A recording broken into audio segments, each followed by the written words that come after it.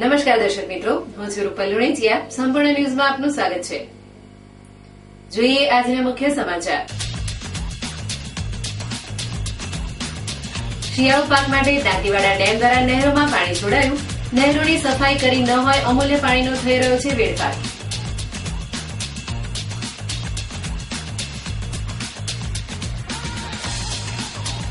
વિદેશી દારૂની સપ્લાય કરતા 2 વાહનો ઝડપી પાડતી પાલનપુર તાલુકા પોલીસ.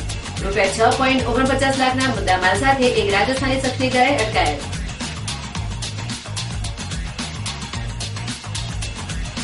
શિહોરીના પાટણ હાઈવે પર અકસ્માતમાં જાતવાન અશ્વનું મોત. રાત્રે સર્જાયેલા અકસ્માતમાં ઘોડાનું થયું મોત.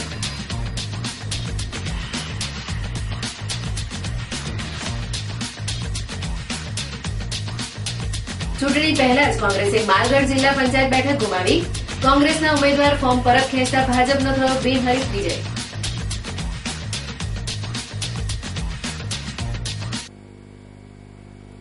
સંપૂર્ણ ન્યૂઝ આપની આંગળીના ટેરવે. ઇન્ટરનેટ ઉપર સંપૂર્ણ ન્યૂઝ જોવા લોગન કરો www.youtube.com/સંપૂર્ણ. જોઈએ સમાચારો વિગતવાર.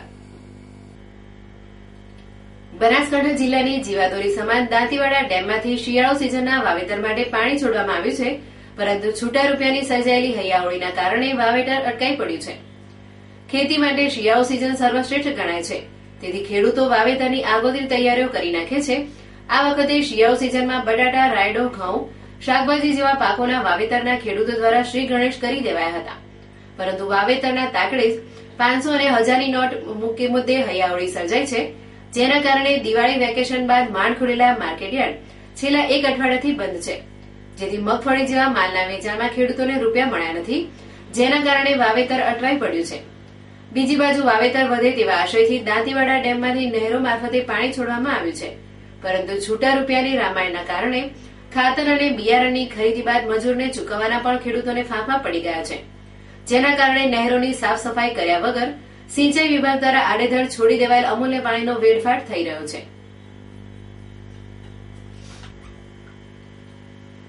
પાલનપુરમાં છૂટા નાણાં મેળવવા અને ₹500,000ની નોટો જમા કરાવવા માટે બેંકો આગળ દિવસ દરમિયાન લોકોનો ભારે જમેલો જામી રહ્યો છે. જોકે લોકોમાં અમુક વાર સિલક ખૂટી જવાના કારણે કલાકો સુધી લાઈનોમાં ઉભેલા લોકોને વિના મુખે પરત ફરવાની નોબતો આવી રહી છે. ત્યારે બેંકો દ્વારા લોકોની જરૂરિયાતને પહોંચી વળવાના પ્રયત્નો કરવામાં આવે તેવી માંગ પ્રબળ બની છે. ભારત સરકારે કાળાધનને બહાર લાવવા ₹500 અને 1000ની નોટો પર પ્રતિબંધ મૂકતા તેની સીધી અસર લોકો ઉપર વર્તાવા લાગી હતી. દિવાળીના સમયે લોકોએ પરચુરણ અને 50-100ની નોટોનો વપરાશ કર્યો હોય, છૂટા પૈસાની અછત વર્તાઈ હતી. તેવામાં સરકારે 500 અને 1000ની નોટો બંધ કરતા લોકો રીતસરના આર્થિક ભીસમાં મુકાઈ જવા પામ્યા હતા. ત્યારે સરકારે લોકોની આર્થિક ભીસ દૂર કરવા બેંકોમાં બંધ નોટો બદલવા અને નાણાકીય વ્યવહાર શરૂ કરતા લોકોમાં હૈયે ટાઢક વળી છે.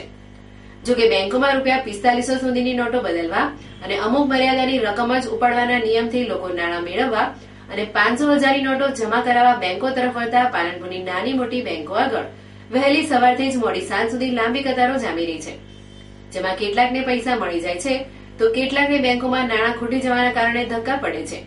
ત્યારે બેંકો આગળ કતારમાં ઉભેલા લોકોને નાણાં મળે અને તેમને નાણાં ન મળે તેના નાણાંના અભાવે ધક્કા ખાવા ન પડે તેવી વ્યવસ્થા કરવામાં આવે તેવી માંગ ઉઠવા પામી છે.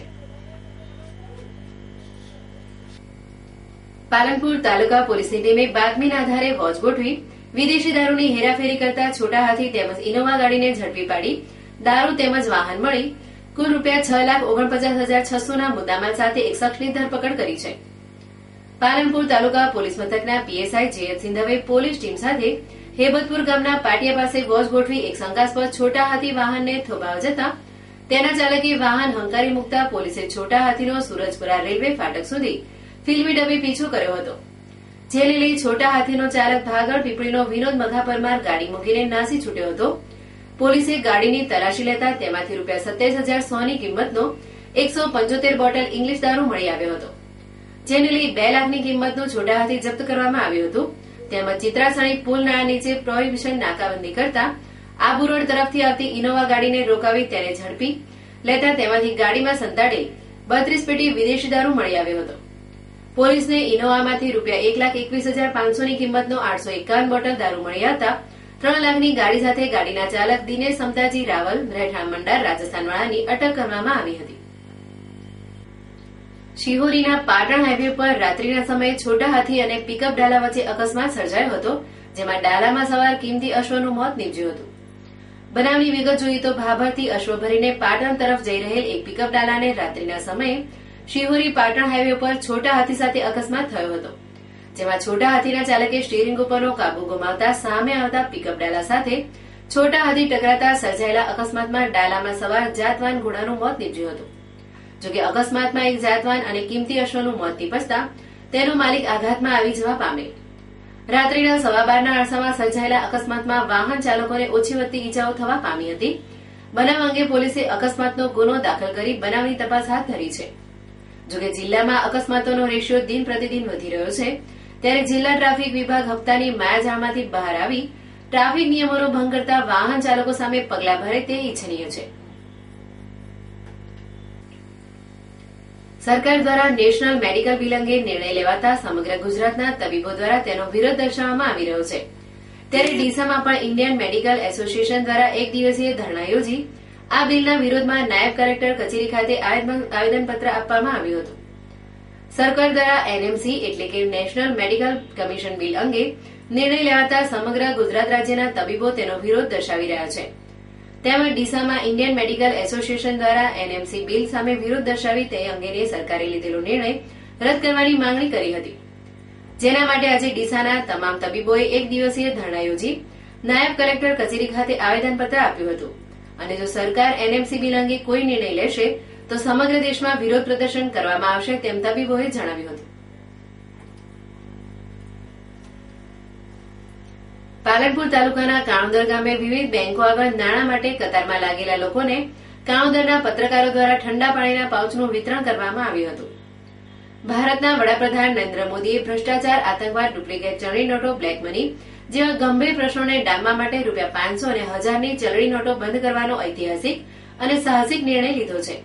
ત્યારે લોકો પોતાની પાસે રહેલ 500, 1000ની નોટો જમા કરાવવા બેંકો તરફ વળ્યા છે. ત્યારે કાણોદર ગામે સ્ટેટ બેંક, દેના બેંક અને બનાસ બેંકની શાખા ઉપર વહેલી સવારથી જ લોકોની ભારે ભીડ જામે છે. ત્યારે કાણોદર પત્રકાર એસોસિએશન દ્વારા બેંકો આગળ કતારમાં ઉભેલા લોકોની સેવા કરવા માટે ઠંડા પાણીના પાઉચનું વિતરણ કરવામાં આવેલ, જેમાં દિલીપ ગોહિલ, નરેશસિંહ રાજપૂત, મુનીર શેલિયા, નસીબ પટેલ, મારક પરમાર જોડાયા હતા. બનાસકાંઠા જિલ્લા પંચાયતની માલગઢ બેઠકની પેટા ચૂંટણીમાં ફોર્મ પરત ખેંચવાના અંતિમ સમયે કોંગ્રેસના ઉમેદવારે અચાનક પોતાની ઉમેદવારી પરત ખેંચી લેતા ભાજપના ઉમેદવાર બિનહરીફ વિજેતા બન્યા છે.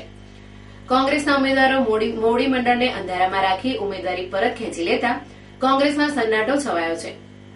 માલગઢ જિલ્લા પંચાયત બેઠકની પેટા ચૂંટણીમાં ભાજપમાંથી 4 અને કોંગ્રેસમાંથી 3 તેમ કુલ 7 ફોર્મ ભરાયા હતા, જેમાં ભાજપમાંથી મંજુબેન ખેતાજી પરમાર અને કોંગ્રેસે પુષ્પાબેન નરસિંહજી સુદેસાના નામનો મેન્ડેટ આપતા અન્ય 5 ફોર્મ રદ થયા હતા.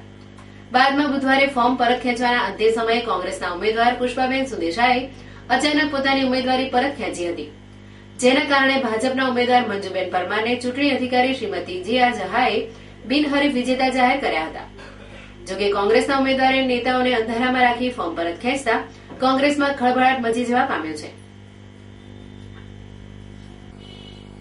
ફરી એક નજર આજના મુખ્ય સમાચાર ઉપર. શિયાળુ પાક માટે દાંતીવાડા ડેમ દ્વારા નહેરોમાં પાણી છોડાયું.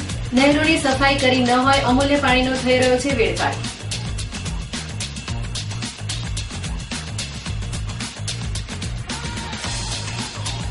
વિદેશી દારૂની સપ્લાય કરતા 2 વાહનો ઝડપી પાડતી પાલનપુર તાલુકા પોલીસ. ₹6.49 લાખના મુદ્દામાલ સાથે એક રાજસ્થાની શખ્સની કરાઈ અટકાયત.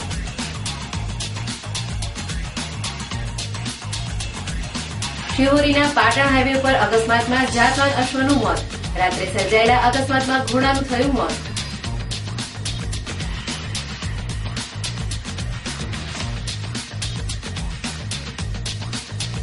ચૂંટણી પહેલા જ કોંગ્રેસે માલગઢ જિલ્લા પંચાયત બેઠક ગુમાવી. કોંગ્રેસના ઉમેદવાર ફોર્મ પરત ખેંચતા ભાજપનો થયો બિનહરીફ વિજય.